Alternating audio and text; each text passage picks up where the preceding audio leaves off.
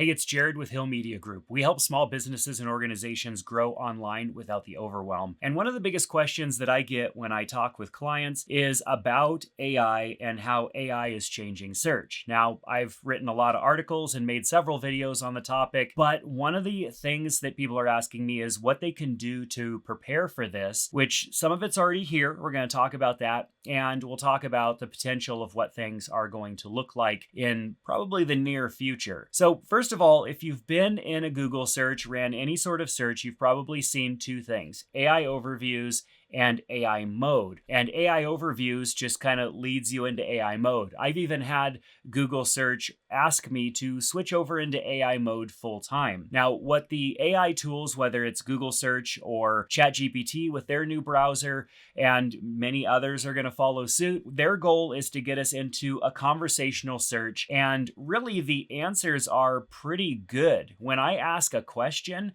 maybe that's a little bit deeper than pizza near me or something like that, AI is going to give me a customized result. It's going to pull in information from a bunch of sources and give me the result that I'm looking for. Whereas the days before with Google search, I kind of had to piece those answers together myself. I might search for something like plumbers that specialize in mid-century homes, and I'd have to piece together information from a variety of different websites, maybe read some customer reviews and stuff like that to figure out if this particular business can solve my problem. And that's a specific problem, and it takes a little bit of time to research that. But today, Google AI or any other AI tool that has access to the web is going to be able to pull in that information and give us a customized result, maybe even a few businesses that can solve our problem. And that means having information out there that can answer those questions and give AI the information that it needs to be able to answer those kind of questions. So when we go into Google and we do a search, a lot of our localized searches, when we're looking for a local business or organization,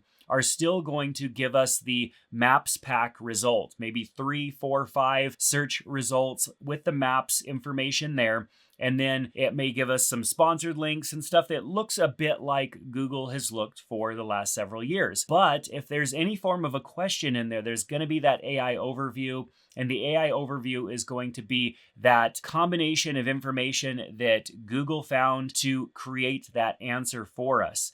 And of course, if we want to explore that deeper, we can go into AI mode. And then AI mode allows us to be more conversational, asking follow-up questions and getting customized responses based on the information that AI has available to it. So with that, it's important for us as businesses to be positioning ourselves to answer those types of questions. If we don't have that information available on the web, then AI tools are not going to be able to answer those questions on behalf of people that are asking those questions in search. So I'm going to give you 5 strategic steps that you can use to dominate AI search in your local area. Number 1 is maintaining bulletproof local business listing data. I've said this in many videos. This has been SEO best practices for at least a decade. Your business name, address, and phone number information, the basic information, even hours, your website address, all of that stuff need to be extremely accurate. These tools, these AI tools, are going out and pulling information, and it wants verifiable information that is consistent and accurate. And if there are inaccuracies in your data, even down to your business address,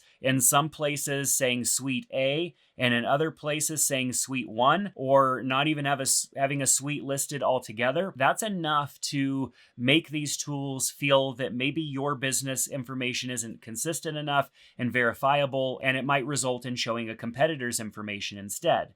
So the basic business information that you would find in a listing needs to be accurate, and it needs to be consistent across the board on all of the different websites that you might find your business. How do you identify these sites? Well, you can start by doing a Google search for your business name and seeing what shows up. If you have any other business listings like on Bing, Apple Maps, Yelp, and Facebook, you want to make sure those are accurate. And then you also want to look for industry-specific directories to check for accuracy as well. All of these platforms originally pulled their data in in from somewhere, which means that it could be overwritten the next time that they do a push for data accuracy. So it's important that you have a plan in place to check this information pretty often. There are tools out there that make it easy to check and maintain the accuracy of that data, such as Yext or Birdseye. There are a ton of different options out there. We use an agency tool here at Hill Media Group to make sure the business information for our clients is accurate and kept up to date. Number 2 is to make sure that information that was in number 1 is listed on our website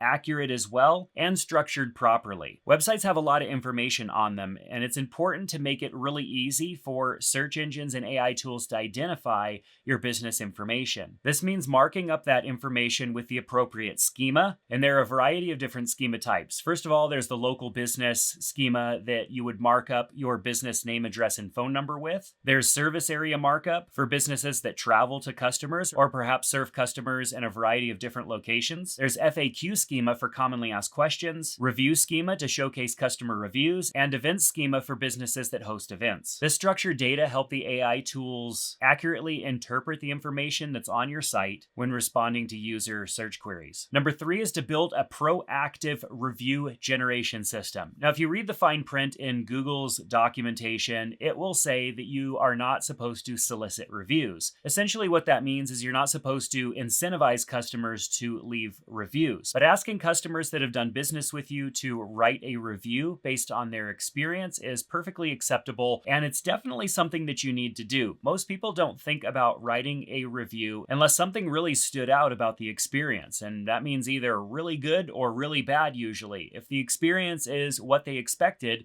chances are they're probably not thinking about writing a review. They'd be more than happy to write a review if somebody reminded them to and made it really easy for them to do that, but most businesses don't take this extra step. The number one way to assure that you're getting as many reviews as possible from your customers is to automate the process. The goal is to generate reviews like Hill Media Group completely transformed our restaurant's online presence. Before working with them, we barely showed up when people searched for family restaurants in downtown.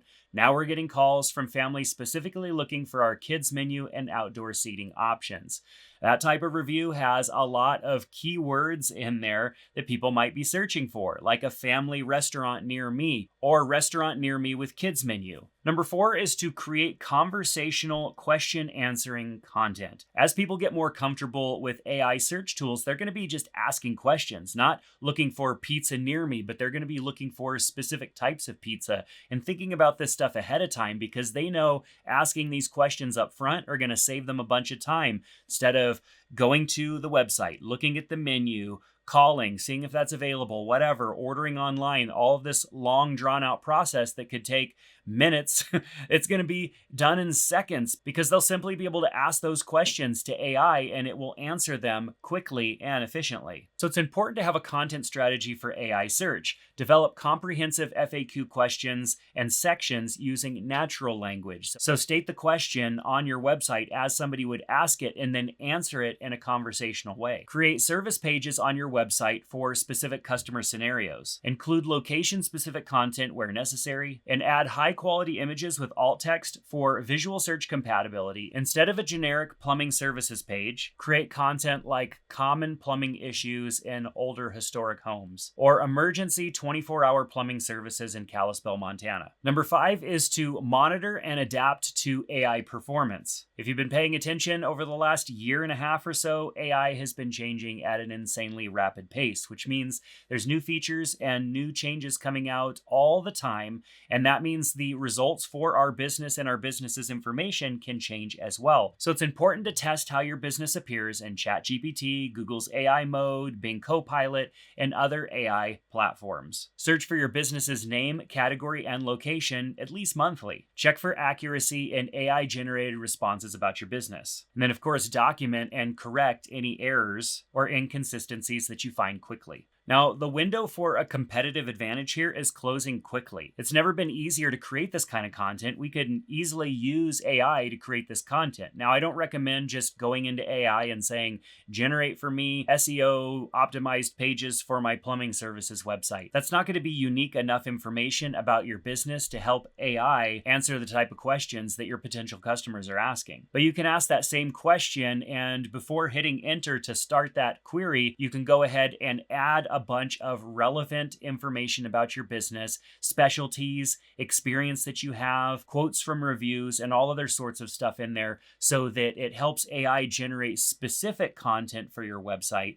And that's much better than just putting a bunch of generic AI content on your website that's definitely going to match what everybody else is doing. What's taking place right now in AI search reminds me of the early days of Google search, where all you had to do was simply stuff your website with keywords and stuff like that. That's what a lot of people are doing. They're stuffing their websites with content, although that content is generic and it's not helping differentiate their business. So take the extra time to do that. And if that's something that you don't want to tackle yourselves, we can definitely assist with that. And it's never been more affordable to build out content on your website and optimize it for these tools. It definitely takes a lot of time, and also thinking deeply and critically about a business's unique value proposition so that you can communicate that clearly and stand out when people ask specific questions. For now, the businesses that are dominating in AI search results are not the ones with the biggest budgets. They're the ones with the most intentionality in the content that they're producing. The question isn't whether AI search will become dominant, it's whether your business will be ready when it does. If you found this content useful, give it a thumbs up, subscribe to the channel, head on over to hillmediagroup.com and sign up for our email newsletter where you'll get content like this delivered weekly to your inbox. But that's going to do it for this one. Thanks so much for being here, and we'll see you in another one soon. Take care.